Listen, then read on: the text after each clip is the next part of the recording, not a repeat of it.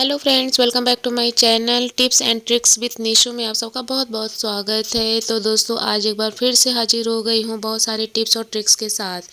तो चलिए दोस्तों, यहाँ पे पहले टिप्स पे बढ़ते हैं। यहाँ पर देख लीजिए, ये आटा है। आटा कोई भी हो, चाहे पूड़ी का हो या फिर रोटी का हो। अगर उसको हम थोड़ा सा 10-15 मिनट पहले गूँथ के रख देते हैं तो आटा जो था बहुत सॉफ्ट बनता है दोस्तों। लेकिन उसमें पपड़ी सी जम जाती है। उसको सही करने के लिए जब भी आप आटा लगा के रखते हैं तो उसमें थोड़ा सा ऑयल या घी लगा के रख दीजिए। इससे आटा जो है वो उसके ऊपर जो लेयर आती है वो कभी नहीं आएगी और आपका आटा जो है बहुत ही सॉफ्ट बन होगा और उससे बनी हुई रोटी और पूड़ी भी बहुत टेस्टी और सॉफ्ट बनेगी और देखने में भी बहुत मुलायम सी भी लगेगी। जैसे खाने में टेस्टी लगेगी वैसे देखने में भी लगेगी। तो इसी तरह से ऑयल करके उसको रख दीजिए ढक के। और आप इसको 10 मिनट क्या आधे घंटे 1 घंटे भी रखेंगे तो भी पपड़ी नहीं जमेगी। दोस्तों, अब आते हैं दूसरे ट्रिक पे। तो यहाँ पे देखिए, मसाले का डब्बा है मेरे पास। दोस्तों, मसाले के डब्बे में जब हम मसाला रखते हैं तो कभी निकालते हुए क्या होता है कि वो गिरने लग जाते हैं और जो हमारा डिब्बा है वो ख़राब हो जाता है। तो इसके लिए क्या करना है कि आपको नीचे एक टिश्यू पेपर रखना है। टिश्यू पेपर ना हो तो आप जो ऐसे न्यूज़पेपर होता है वो भी रख सकते हैं, या फिर ख़राब कपड़ा है आपके पास तो वो भी रख सकते हैं।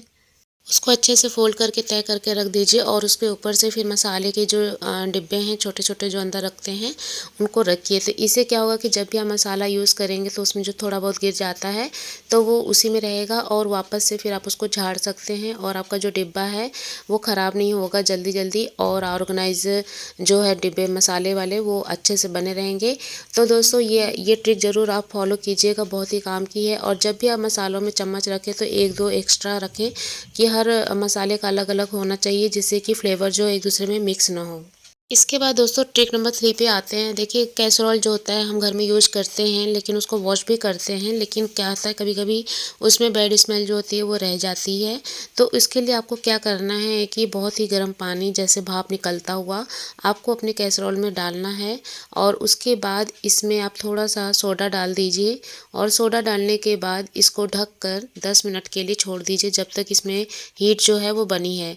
तो इसके जो सोडा जो होता है दोस्तों बहुत ही काम का होता है। किचन के अलावा बहुत सारे यूज़फुल भी होते हैं। तो आप 5 मिनट 10 मिनट बाद इसको जब वापस आप इसका देखेंगे तो इसमें जो स्मेल है वो निकल जाएगी। आप उसको पानी निकाल कर उसको एक साफ़ पानी से धो के इसको सुखा लीजिए। इसकी बैड स्मेल बिल्कुल चली जाती है।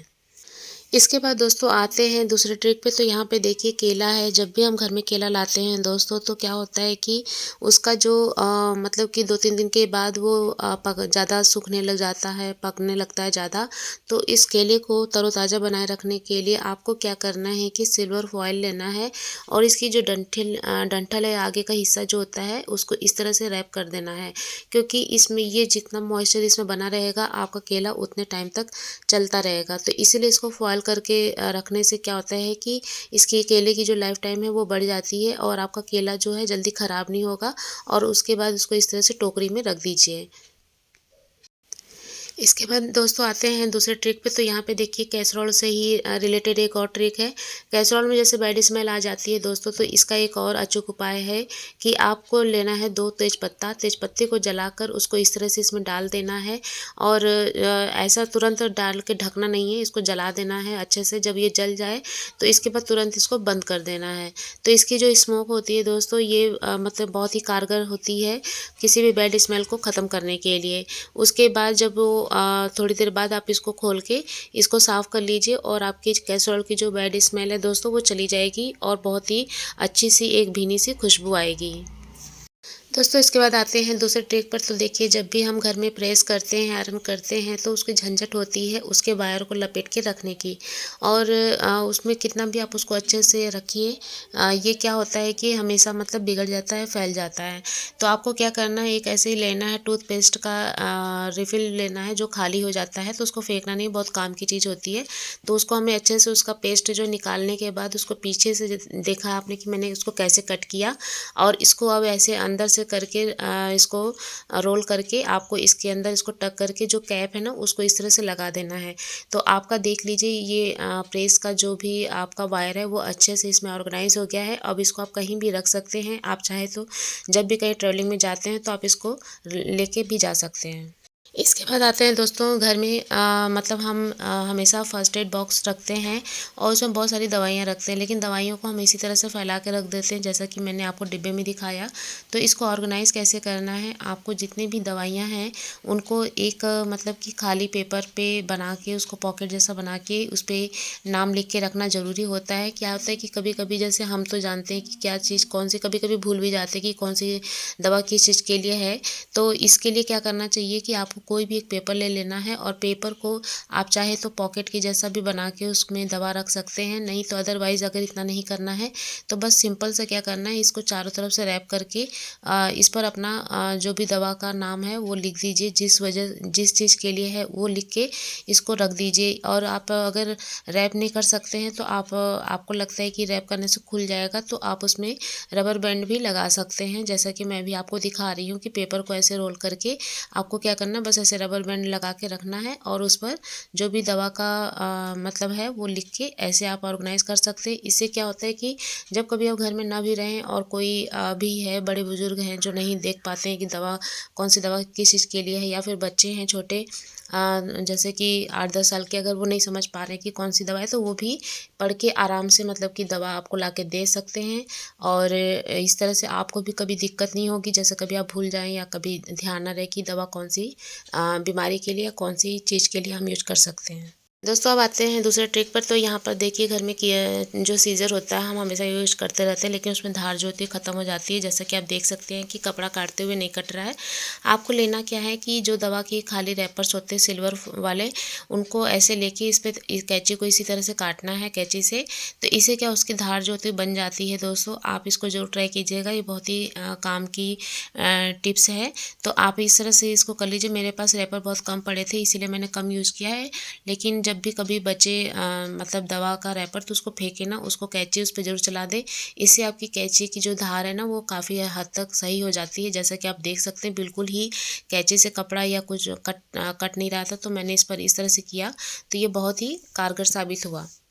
इसके बाद आते हैं दोस्तों दूसरे ट्रिक पे। तो यहाँ पे देखिए साबुन जैसे कि हम यूज़ करते हैं लेकिन उसको छोड़ देते हैं तो गीला गीला नीचे से रह जाता है, और ये अक्सर क्या होता है कि जाड़े में या बरसात के टाइम में ये दिक्कत होती है और साबुन नीचे से गलने लग जाता है, क्रीमी जैसा हो जाता है। तो आपको क्या करना है कि ऐसे सोप केस लेकर उसके ऊपर ऐसे इस तरह से 2-3 रबर बैंड चढ़ा देना है, फिर उसके बाद आप इसके ऊपर सोप रखिए। इससे क्या होगा, आपका साबुन जो है वो गलेगा नहीं और इसकी लाइफ टाइम भी बनी रहेगी। दोस्तों कभी-कभी बॉटल क्या होता है, उसका जो कैप होता है वो ढीला हो जाता है, मिस होने लगता है उसकी चूड़ी, तो इसकी वजह से क्या होता है कि पानी जो होता है वो लीक होने लगता है। तो आपको एक बहुत ही कमाल का आइडिया लेकर बता रही हूँ मैं। यहाँ पर क्या करना है, बॉटल के ऊपर क्या होता है, आपको ऐसे जहाँ पे कैप लगाते हो वहाँ पे ऐसे रबर बैंड लगा देना है और उसके बाद आपको कैप को बंद करना है अच्छे से, और आप देख सकते हैं कि पानी बिल्कुल भी नहीं गिर रहा है। तो ये बहुत ही कमाल का हैक्स है दोस्तों, ज़रूर यूज़ कीजिएगा। इसके बाद दोस्तों आते हैं हम लोग यहाँ पर। तो देखिए ये ऑयल का कंटेनर है, तो इस पे जो नोब होता है, जब भी हम इससे तेल निकालते हैं तो थोड़ा बहुत ये गिर ही जाता है, कितना भी आप इसको अच्छे से निकालिए। और उससे क्या होता है, आपके सरफेस ख़राब हो जाते हैं, बॉटल ख़राब हो जाता है। तो आपको क्या करना है, एक टिश्यू पेपर लेना है पतला सा ऐसे स्ट्रिप टाइप का काट के, और इसके नोब के चारों तरफ ऐसे हमको रैप करना है। आप देख सकते हैं मैं किस तरह से रैप कर रही हूँ, और उसके ऊपर से एक रबर बैंड इस पे चढ़ा देना है ताकि ये जो मतलब कि टिश्यू पेपर है वो खुले ना। इससे आपका जो भी तेल अगर हल्का फुल्का 1 ड्रॉप 2 ड्रॉप जो भी गिरता है तो ये जो टिश्यू पेपर है वो सोख लेगा। दोस्तों जब भी हम घर में कुछ भी सामान लेकर आते हैं तो वो कुछ इस तरह से थैली में मिलता है, और देखिए बांधने का तरीका जो बहुत गलत होता है, जो कि बीच बीच में ओपन होता है और उसमें क्या होता है कि हवा जाती रहती है, गिरने का भी डर होता है। तो मैं आपको एक बहुत ही ख़ास तरीका लेकर आई हूँ कि किस तरह से आप पॉलीथीन को बंद करें, जिससे कि आपका जो भी सामान है अंदर वो खुला भी नहीं रहेगा और गिरने का चांस नहीं रहेगा और मॉइस्चर होने का भी चांस नहीं रहेगा। तो मैं एक बार फिर से आपको दिखाती हूँ। दोनों हैंडल को ऐसे हाथों में लेना और उसको ट्विस्ट करना है और एक दूसरे के साथ एक्सचेंज करना है, और यही प्रोसीजर 2 बार अपनाना है। तो ये जो आपका पॉलीथीन है ना वो बढ़िया से पैक रहेगा। दोस्तों किचन में क्या होता है, कुकर का यूज हमेशा होता है। कभी ऐसा दिन शायद नहीं जाता होगा जब हम कुकर का यूज़ ना करते हों। कभी कभी कुकर में क्या दिक्कत आती है दोस्तों, जैसे जैसे कुकर पुराना होने लगता है उसका रबर जो होता है वो ढीला हो जाता है, जिसकी वजह से जब भी हम गैस पे रखते हैं खाना कुछ भी बनाने के लिए तो उसमें से भाप निकलने लगता है, जिससे कि कुकर में जो रखी हुई चीज़ है उसका आइडिया नहीं लगता है कि वो पका है नहीं पका है या जल रहा है क्या है। तो उसके लिए आपको क्या करना है कि आपको एक टेम्प्रोरी तरीका बता रही हूँ, ये परमानेंट तरीका नहीं है दोस्तों। जब भी कभी ऐसा होता है तो आप उसी समय के लिए बस यूज कर सकते हैं, उसके अलावा अदरवाइज़ हमेशा यूज़ नहीं करना है। आपको लेना है क्या है कि 2 रबर बैंड लेना है जो मिठाई के डब्बों के साथ मिलता है, और उसको इस तरह से मतलब रबर में लगा देना है। देखिए आप जैसे देख सकते हैं मैं कैसे फँसा रही हूँ, तो कुछ इसी तरह से क्रॉस करके फँसाना है इसमें, और उसके बाद इसको अच्छे से टाइट कर देना है। और फिर उसके बाद कैप मतलब हैंडल में इसको लगाने के बाद आप इसको जब भी आप कुकर के साथ लगाएं तो रबर बैंड को ऊपर साइड रखें, अंदर की साइड नहीं। और इसका यूज केवल दोस्तों टोरी ही करें, बाद में काम होने के बाद इसको ज़रूर बनवा लें। दोस्तों आते हैं अपने अगले टिप्स पे। तो यहाँ पे देखिए दोस्तों, जब भी हम बेडशीट और पिलो कवर एक साथ रखते हैं तो कभी कभी क्या होता है कि इधर उधर अस्त व्यस्त हो जाते हैं और चीज़ें जो हमको मिलती नहीं है, कौन सी बेडशीट के साथ कौन सा पिलो कवर यूज़ करना है वो मतलब सब इधर उधर हो जाता है। आपको एक बहुत ही अच्छा तरीका बता रही हूँ जिसमें कि आप साथ में एक साथ रखेंगे तो आपका जो बेडशीट के साथ कवर आप यूज़ करते हैं वो बना रहेगा और आपको बार बार ढूंढने की दिक्कत नहीं होगी। तो क्या करना है, ऐसे बेडशीट के अंदर इसको रखना है कवर को, जो भी कवर आप उसके साथ यूज करते हैं, और इस तरह से आप रख दीजिए। तो इस तरह से आपका जो अलमीरा है वो ऑर्गेनाइज रहेगा। और एक और तरीका मैं बता रही हूँ।